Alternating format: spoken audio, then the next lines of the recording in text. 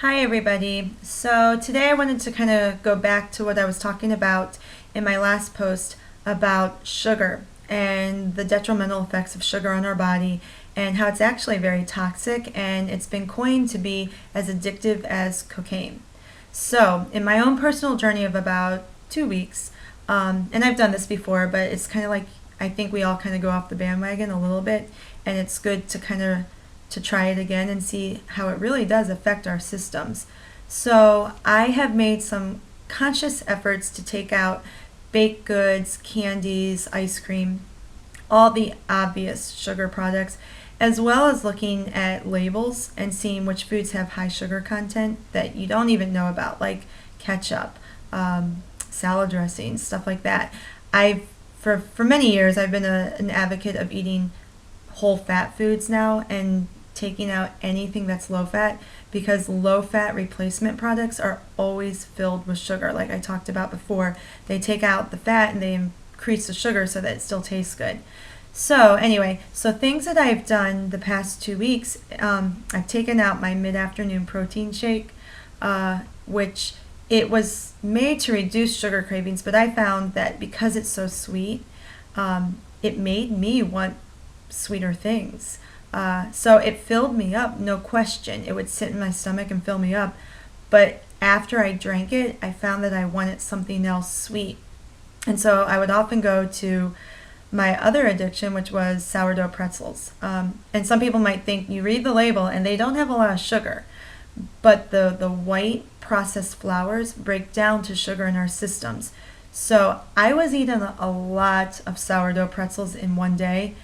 So again, even though I would look at the label and it would say, I don't know, 2 grams of sugar maybe, but the way that your body processes the white flour, it converts to sugar. So a lot of these foods and high toxic sugar products, it goes to your liver and it's broken down. Fructose is one of the products in a lot of things, and it goes to fat in your liver. It's not often converted to glucose. And then it gets stored as fatty substances. So anyway, to get back, I've taken out those 2 products big time over the past 2 weeks. And in replacement of my mid-afternoon protein shake, I've been eating a lot more quinoa with vegetable combinations, kind of mixing egg whites or an egg in there to get that extra little source of protein. Because I have to make sure that I still get a lot of protein because I'm very active. I run a lot, yoga. So I'm trying to make sure that the protein shake that I'm taking out, I'm getting protein in other areas.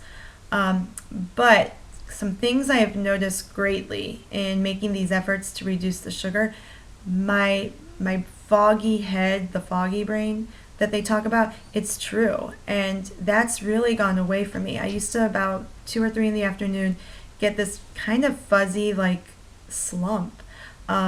You almost kind of feel like out of body experience sometimes if your sugar levels get spiked. That's been stabilized. The other thing that I've noticed is my digestion. I brought this up in the last video, but it still remains true.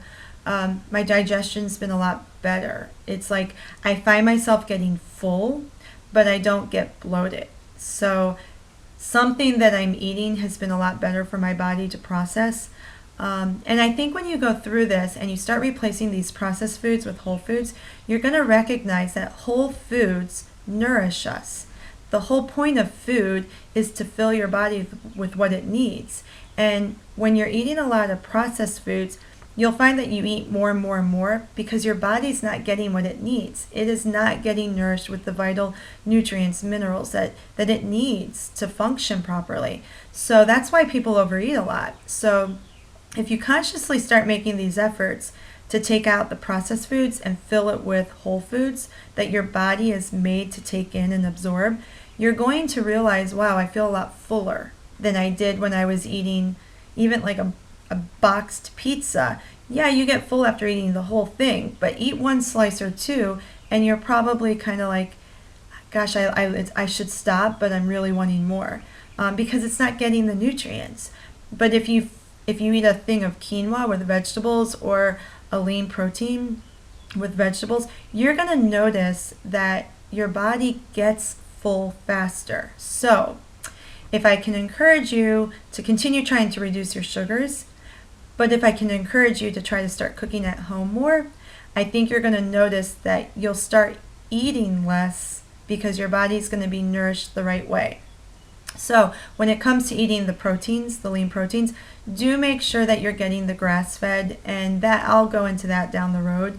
But try your best. I know it appears to be more expensive, but your body is going to be getting nourished the way that it should when you're eating grass-fed meats and organic eggs and stuff like that. So yeah, so I'm going to leave you with continue trying to reduce your sugars.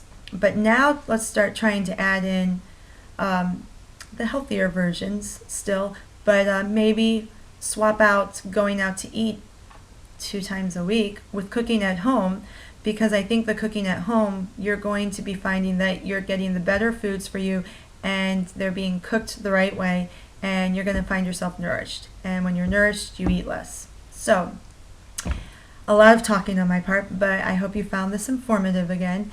And I'll keep updating you on my own personal journey with reducing sugar, because I feel like you have to live it to speak it and walk the talk. So anyways, have a good day, and I'll talk to you guys soon.